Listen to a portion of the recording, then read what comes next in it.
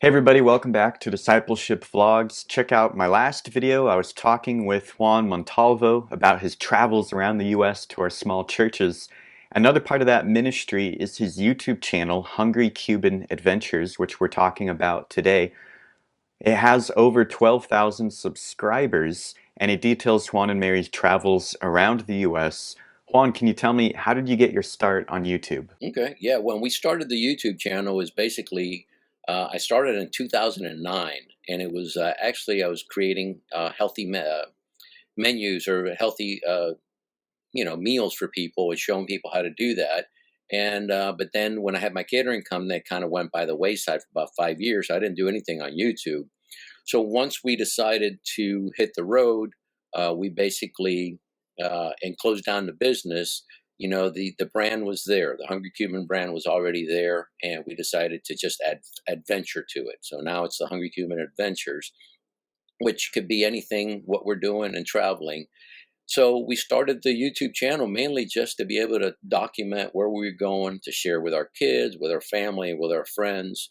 And the channel's now grown to about 12,000 subscribers.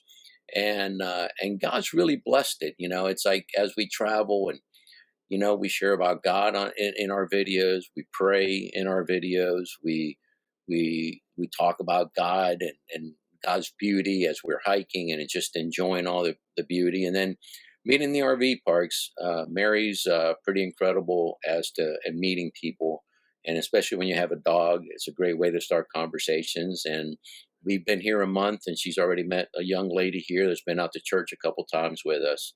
And yeah, you meet people. It's like right now we're going to Nebraska to do a volunteer project, and it's like-minded RVers, full-timers that are going to serve. And the last time we did that, we had a Sunday morning Bible study, and we had two other couples show up. So it was the six of us, but we had a great discussion, and those two couples have become great friends already. So it's just a matter of opening up your mouth and sharing what God's done in your life. And I mean, the perfect opening is like, why are you full timing? Well, we're full timing because we're traveling the country visiting some of our smaller churches, and it's a great opening line for us to be able to share what we're doing and how we're doing it, and God's really blessed it. It's really, really blessed it. That's so amazing. And how's your channel furthered the gospel? Yeah, I mean, there's something about social media just to be able to, share your life with people all over the world. And we've had many people reach out to us. It's like, well, what church are you going to? Where is your church? And I'll find out where they're at, and I'll look at Disciples Today, and I'll try to hook them up with different churches. And that's happened, quite a few times. But God just blessed it. There's the channel growing to 12,000. It wasn't anything we did. It just kind of like it just happened. And I think God's just blessing that, and we hope it continues to grow and continues to be able to share our lives with people as we travel. Yeah, I mean, we've had people reach out to us. There's been times where I've talked about a specific church or whatever, or a specific area, or shared about God some way or another within our videos. And people ask me, well, what church do you go to? And then I'll usually go to Disciples Today and find out where they live and try to hook them up with a different church. Us personally, we've met a couple of people that a perfect example. We were in Dallas, did a paella party for one of our dear friends. Their neighbors came, and about 3 or 4 months after that, we get a call to FaceTime because their neighbor was getting baptized. That was their first introduction into the church, was through the paella party. So between the paella party and our travels and the channel, we've met a lot of people and either indirectly hooked them up with churches. Personally, since we are not in one area for a long period of time, uh, we haven't been able to really minister and build that closer relationship with people. But we have built relationships with people, and we don't know how God's going to use it, but I know He will. I know He will. Well, with 13,000 YouTube subscribers, it's amazing. Just you and Mary, two people, making a kingdom impact to 13,000 people. But I would imagine that your objectives and targets don't sway here and there. I would imagine you have some sort of a strategy or a focus, and then an audience responding to that. Can you tell us what your channel's content strategy is? It's interesting. Well, it's not 13; it's 12,000. So we're grateful. We'd like to get to 13 real quick, but YouTube is really much into the algorithms and making sure that it's consistent, and they want you to do videos on a weekly basis. And I started doing that, but it just took a lot of time. I mean, for every minute of video, it takes about an hour of editing, and that's not the shooting part. So as we travel, it's really easy because we'll document what, not a blog style, but we'll document what we're doing, where we're going, where we've been, the things that we're experiencing. But uh, that's the easy part. The hard part is the editing part. So what we ended up doing is, like, while we're traveling, I could do a video on a weekly basis. They're usually about 2 weeks lag, 2 to 3 weeks lag, and uh, and that's fine. When we're sitting here for 6 months, I tend to do a lot of videos on the maintenance on the RVs, and the things to do to the RV to maintain it, or upgrades or modifications and stuff like that. So, but when we're traveling, I'm doing. I think I have about 350 videos on our channel now, someplace around there. I'm not too sure, but it's a labor of love. I enjoy it. I've taken a lot of classes online. I know you went to school specifically for that. My school is YouTube, and I've taken different courses on videography and photography, but I'm more geared toward doing videography. I really enjoy.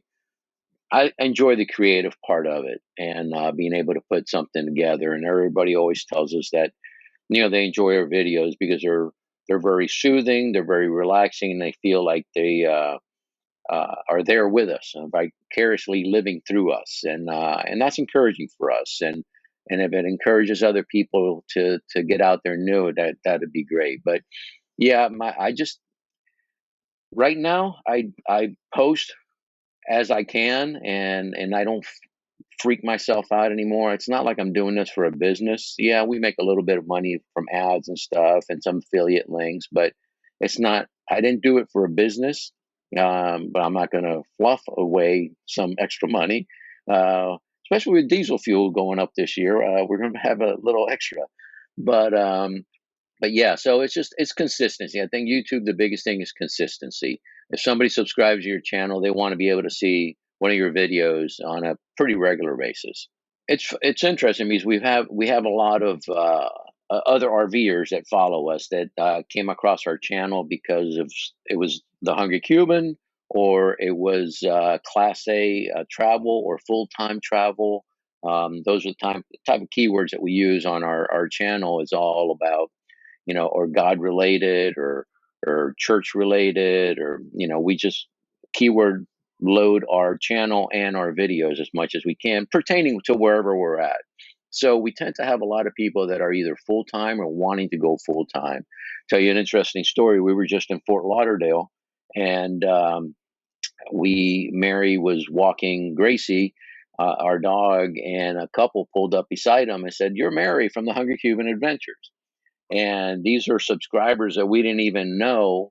Well, needless to say, within 2 or 3 days, we were having breakfast with them. We've become great friends now. Right before we left, we had dinner with them again, and they've invited us to their home in North Carolina. So God's working. We don't know how, but even through this YouTube channel, God's putting people before us, and we made two couples kind of like in that same way while in Fort Lauderdale this year, and it's just been encouraging. So it tends to be a lot of people, not even empty nesters, younger couples too, that are full timing or RVing full time on full time basis, or wanting to go full time. That tends to be our demographic, anywhere from 30 to 70 years old, so which is a wide demographic.